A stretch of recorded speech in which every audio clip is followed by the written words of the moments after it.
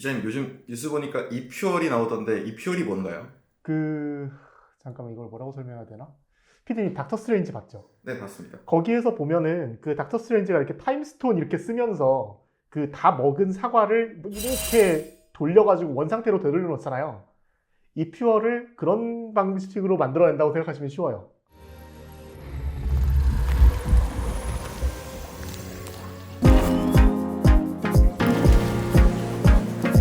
네, 안녕하세요. 모터그래프 박홍준입니다. 2025년에 유럽에서 더 이상 내연기관 자동차를 팔지 않을 거다. 이런 소식 나온 거 아마 보셨을 겁니다. 이 소식에 대해서 독일과 이탈리아가 상당히 반발을 했죠. 아무래도 독일과 이탈리아는 잘 아시겠지만 자동차 산업의 비중이 상당히 큰 나라예요. 어느 날부터 갑자기 전기차를 팔아야 된다. 이렇다 보면은 이 산업 환경이 무너질 수 있으니까 이런 부분을 고려한 반발이 아닐까 싶은데요. 이 독일과 이탈리아가 요구를 한 게 이퓨얼, 그러니까 대체 연료를 이용하는 내연기관에 대해서는 전기차와 동일한 대우를 해달라, 제로 에미션으로 인정을 해달라, 이렇게 요구를 했고 유럽연합이 최근에 이걸 받아들였습니다. 결론부터 말하자면 내연기관이 생각보다 우리 주변에 오랫동안 남아있을 것 같습니다. 핵심은 이퓨얼인데요. 오늘은 이 이퓨얼이 뭔지 이 부분에 대해서 설명을 드리겠습니다. 기본적으로 내연기관의 원리를 살펴보면 방식은 다 다르겠지만 기본적으로 실린더 안에 공기와 연료가 주입이 되죠. 그리고 이걸 압축시키죠. 압축시킨 이 산소와 연료에다가 스파크를 빡 튀기면은 폭발을 하죠. 이런 방식으로 엔진이 동력을 얻는 원리라는 거 여러분들 잘 아실 겁니다. 그런데 이 폭발하고 나면 잔여물, 그러니까 배기가스가 나오죠. 이 배기가스에 이산화탄소라든지 다른 다양한 물질들이 섞여서 나오는데 이 이산화탄소 외에 다른 물질들을 다시 거꾸로 되돌려서 연료로 만들어버리는 거예요. 그러니까 폭발하기 전의 단계로 돌려놓는다는 거죠. 좀 더 자세히 말씀드리자면 대기 중에 있는 이산화탄소를 모으고 여기에다가 수소를 섞어요. 그러면은 탄화수소가 되죠. 탄화수소라는 게 석유를 구성하는 주요 물질입니다. 그러니까 불을 붙게 하는데 가장 중요한 역할을 하는 물질이에요. 물론 석유에는 탄소나 수소 외에도 황이라든지 철이나 유황 이런 성분들도 많이 섞여 있어요. 이 성분들이 타지 않고 남아서 배기가스가 되는 거거든요. 그런데 이퓨얼은 그런 거 없이 탄화수소 위주로만 구성이 돼 있으니까 배기가스 배출량이 상대적으로 상당히 적죠.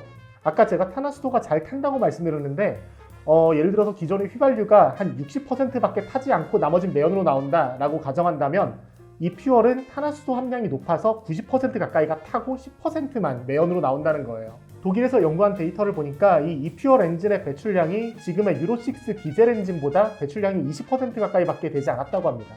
20%밖에 안 나온다. 결국 탄소가 나오긴 나온다는 겁니다. 그런데 이 배출되는 탄소보다 따져보면은 이 이퓨얼을 만들면서 흡수되는 탄소가 훨씬 많아요. 일단 공기 중에 있는 이산화탄소를 포집해서 쓰고요. 아까 수소를 섞는다고 말씀드렸죠. 수소는 어떻게 만드냐? 이 물을 전기분해해서 만듭니다. 이 여기에 쓰는 전기는 오직 태양광이나 풍력 같은 재생에너지만 쓴다고 해요. 이 이퓨얼을 만드는 과정에서 어마어마한 탄소를 줄이는 거니까 배출되는 탄소보다 흡수되는 탄소가 많으니까 쉽게 말해서 퉁치는 거죠. 그렇게 따진다면 전기차나 수소차는 매연이 안 나오는데 수소차나 전기차가 훨씬 낫지 않아? 이렇게 말씀하실 수도 있는데 이거는 또 개념이 다릅니다. 전기차나 수소차를 만들 때도 탄소는 배출되거든요. 이 배터리에 필요한 광물을 채광할 때 생각해 보시면 이 광산에 돌아다니는 중장비들 다 경유나 휘발유나 내연기관을 쓰는 중장비들이 채굴을 하죠. 운송되는 과정에서도 내연기관이 필요할 거고 광물을 가공하는 과정이라든지 배터리를 제조할 때의 전력 이런 것들을 생각을 해보면은 생각보다 배터리가 친환경적으로 만들어지진 않습니다. 이 제3세계 같은 국가들 보면은 환경오염의 가장 큰 원인 중에 하나가 광산 개발이거든요. 이런 것들을 생각해보면은 사실 전기차 배터리가 그렇게 친환경적인 제품도 아닙니다. 특히나 전기차를 충전할 때 전기를 한번 생각해보세요. 전 세계 발전 전력 수요는 신재생 에너지가 많아지고 있다고 합니다만 여전히 화력이라든지 LNG, 석탄 같은 화석 발전이 여전히 대다수입니다. 이 이퓨얼은 지금의 문제를 해결하는 데 조금 더 집중이 돼 있습니다. 여전히 도로에 돌아다니는 자동차의 대다수는 내연기관이잖아요. 그렇다는 건 이 차들이 폐차가 되기 전까지는 여전히 도로에 매연을 뿌리고 다닐 거라는 거죠. 이 차들을 모두 전기차로 개조하는 건 불가능할 겁니다. 예전에 어느 논문을 한번 읽어본 적이 있었는데 당장 내일 전 세계에 돌아다니는 모든 자동차가 전기차가 된다고 하면은 지금 전 세계 발전 전력 수요의 딱 2배가 필요하고요. 이렇다 보니까 당장의 모든 내연기관차를 전기차로 대체하는 건 불가능합니다. 당장 형광등도 못 켜는 제3세계 국가들 한번 생각해보세요. 여전히 지구 어딘가에서는 땔감으로 불을 피우는 나라들도 많이 있거든요.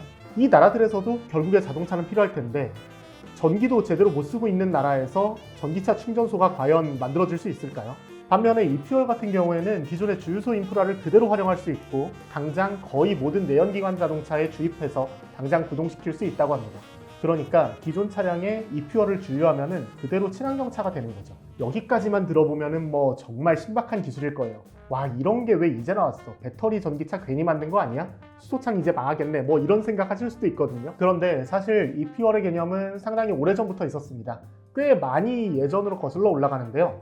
1913년 독일의 화학자 프리드리히 베르기우스가 그 주인공입니다. 이 베르기우스라는 사람이 석탄에서 석유를 뽑아내는 데 성공한 사람이에요. 사실 석탄이냐 석유냐 액체냐 고체냐의 차이일 뿐이지 그 두 성분이 아까 말씀드린 탄화수소인 건 똑같은 거거든요. 이 부분에서 착안해서 이 석유를 추출을 하는 데 성공을 한 겁니다. 1925년은 독일의 또 다른 화학자 프란츠 피셔와 한스 트로프슈 이 두 사람이 이 제조법을 개량해서 대량으로 석유를 생산할 수 있는 방법을 만들어냈고요. 연간 12만 4천 배럴을 생산할 수 있는 시설을 갖추는 것까지 성공을 했다고 합니다. 이 기술이 언제 빛을 발하냐? 2차 세계대전 때예요. 독일이 전쟁을 일으켰고 이 다른 나라들에서 석유 수입이 안 되니까 석유 수급이 상당히 불안정했는데 이 석유를 이 석탄에서 뽑아낸 석유로 자체적으로 자급하는 데 성공을 하거든요. 전쟁이 한창이었을 때는 탱크나 군용차의 57%를 이 대체 연료를 썼다고 하고요. 항공기 같은 경우에는 97%가량이 이 대체 연료를 이용을 했다고 합니다. 이 연합군이 독일로 진격하기 전에 이 대체 연료 생산 시설을 먼저 폭격하고 들어갔을 정도로 이 공급망을 마비시키고 나서야 전세가 역전됐다 이런 평가가 나왔을 정도로 이 대체 연료가 독일의 전쟁 수행에 상당히 중요한 역할을 했습니다. 그런데 왜 지금은 안 쓰냐? 뭐 그때는 전쟁 상황이었으니까 뭐라도 썼어야 돼요. 그런데 전쟁이 끝난 이후에는 사실 중동에서 석유를 사오는 게 훨씬 쌌던 거죠. 이 경제성이라는 게 이퓨얼을 상용화하지 못한 중요한 이유 중에 하나였고요. 지금까지도 이퓨얼이 당장 상용화되지 못하는 이유이기도 합니다. 지금 이퓨얼 분야에서 가장 활발하게 움직이고 있는 거는 독일이에요.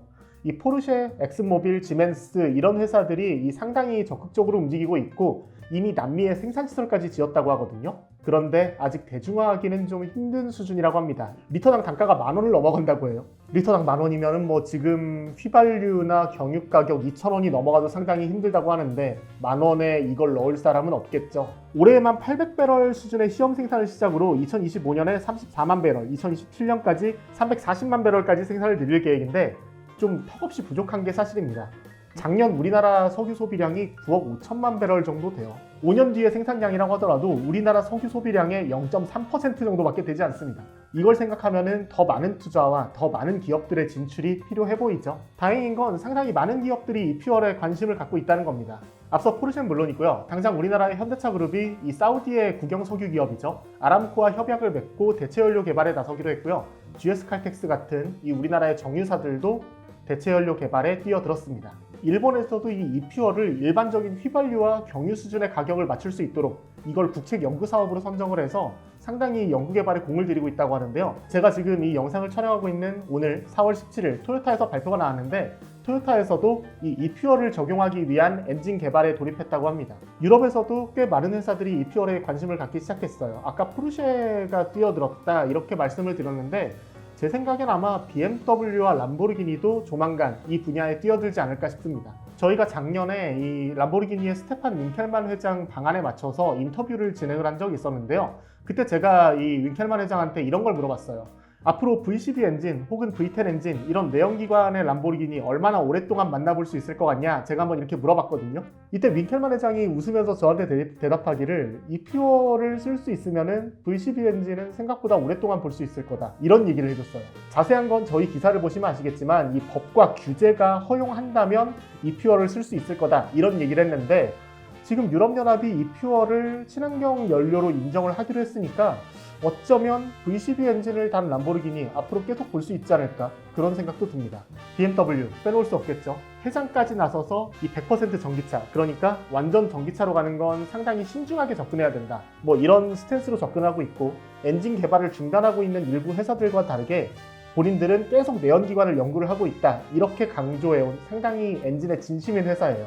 근데 이 부분에 대해서도 저희가 최근에 이 BMW의 모터사이클 사업부죠. BMW 모토라드 아시아태평양 총괄과 인터뷰를 했었는데 이분도 바이크에 이퓨얼을 쓰는 걸 상당히 긍정적으로 보고 있더라고요. 지금 당장 모든 바이크를 탄소 중립적으로 바꿀 수 있는 데다가 아직 전기 오토바이 같은 경우에는 장거리를 주행하기 힘들기 때문에 이런 결론이 나오고 있는 것 같아요. 이런 제조사들의 움직임을 보면 내연기관은 생각보다 오랫동안 우리 옆에 남아 있을 것 같습니다. 많은 회사들이 당장 수년 내에 전기차 시대가 올 것처럼 얘기를 하고 있지만 아직 절대 다수는 내연기관 자동차고 전기차 판매량은 아직 그렇게 의미 있는 수준이 아니에요. 지금 돌아다니고 있는 자동차들이 폐차되기까지도 상당히 오랜 시간이 걸릴 거고요. 앞으로는 뭐 전기차나 수소차는 물론이고 제가 지금 말씀드린 이퓨얼 같은 다양한 대안들이 등장할 것으로 보여요. 그리고 특히나 이퓨얼은 당장에 운행되고 있는 내연기관 차들을 탄소 중립적으로 바꿀 수 있는 좋은 대체제가 될 수 있지 않을까 싶습니다. 개인적인 소망입니다만 이퓨얼이 빠른 시일 내에 상용화가 돼서 제가 지금 타고 있는 20년 된 다이너스티도 더 오래오래 타고 다닐 수 있었으면 좋겠습니다. 전 지금까지 모터그래프 박홍준이었습니다.